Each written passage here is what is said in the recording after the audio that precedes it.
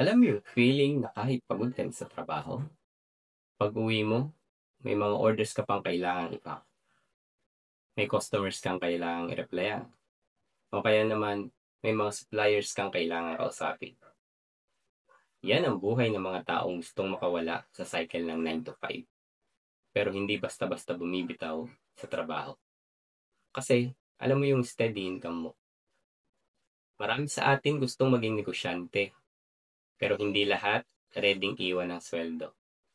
Kaya ginagawa natin pareho. Nagtatrabaho sa araw, nagnenegosyo sa gabi. Pero hindi rin biro to.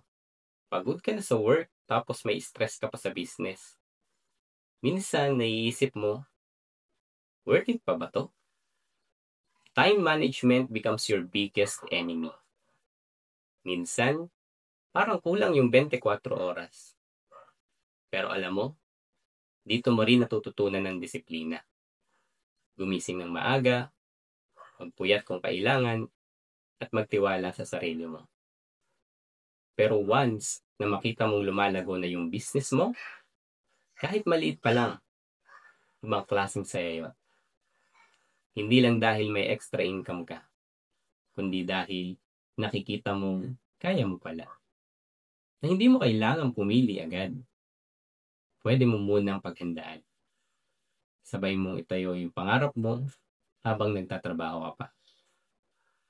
Kaya kung isa ka sa mga full-time employee na gusto rin magnegosyo, ito lang yung masasabi ko.